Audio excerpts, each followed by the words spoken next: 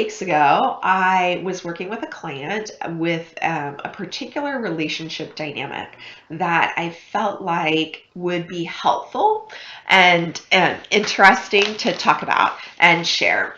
In large part because I think it's a dynamic that many of us, if not all of us, have experienced.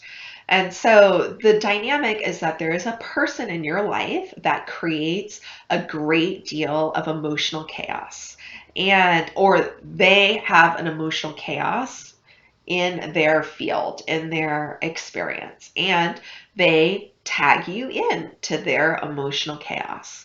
And for me, it really looks like a swirl. Like when people talk about it, when I see it in my own life, um, there are other forms that might take, but this particular one is like a swirl.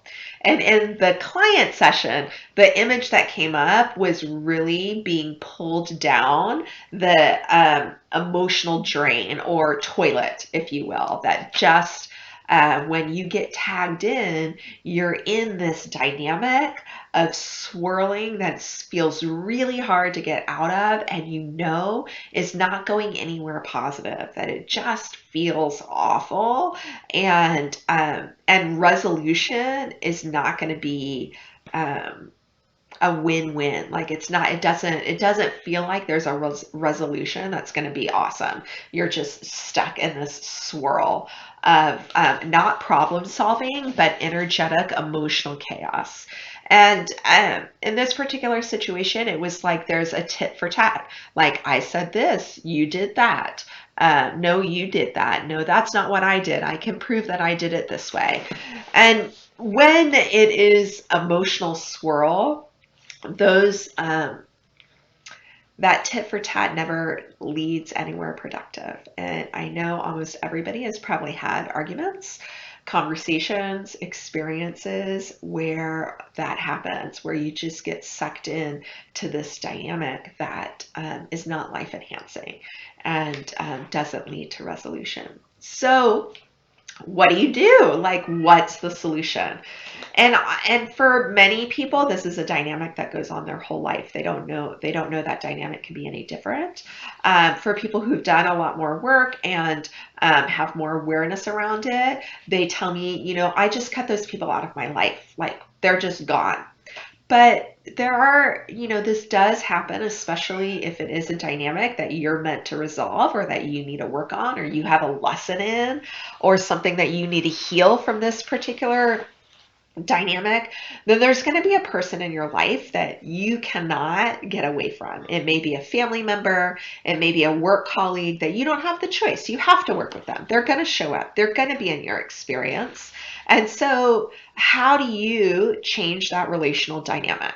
And the first part of that is taking ownership over your energy and your participation in that energy dynamic.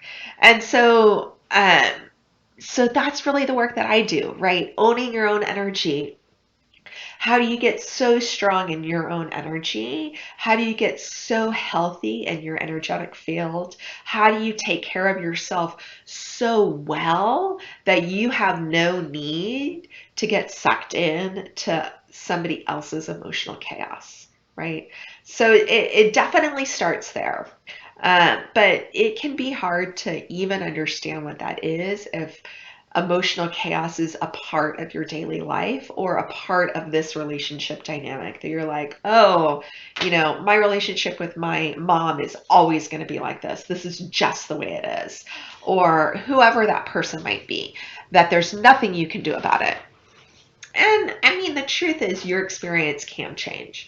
It can be different. And it's about changing your response and your relationship to that emotional chaos. And so there is typically some trigger point that tags you in to the emotional chaos. The person says something, does something that triggers you to respond in a non-coherent way and participate and amplify the emotional chaos, right? So your awareness exercise is to start to understand when you get tagged into this chaos. If this is a if this is a dynamic you're familiar with, then what can you do to start to shift that? And the first step is starting to understand your own energy, taking care of yourself, owning your own energy.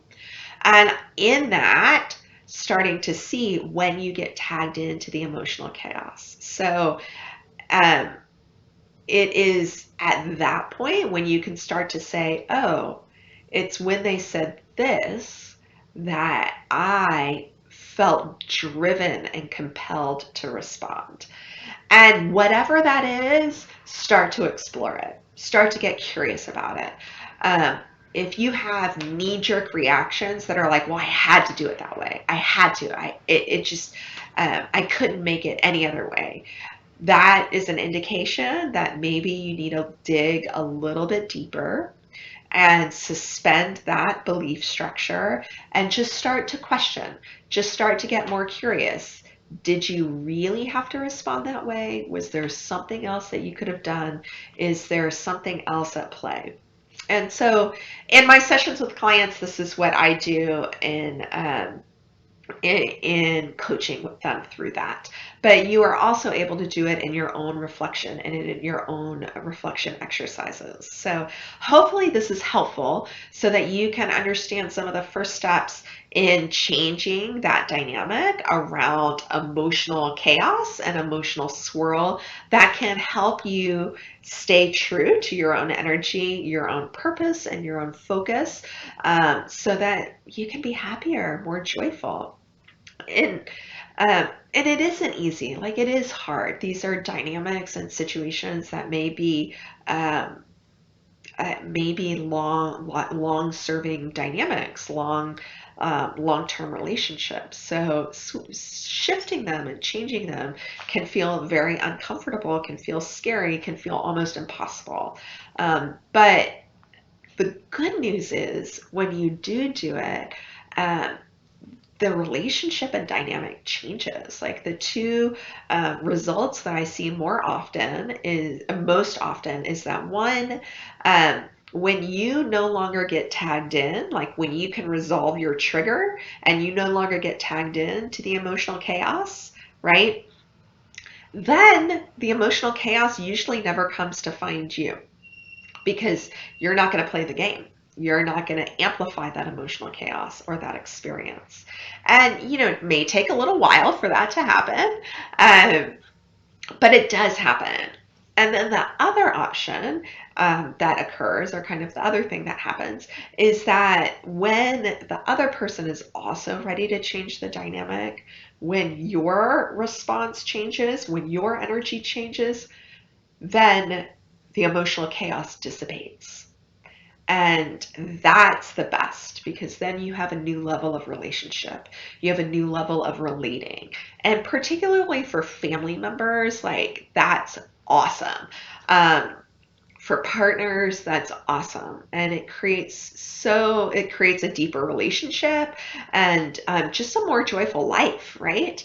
Which we all want.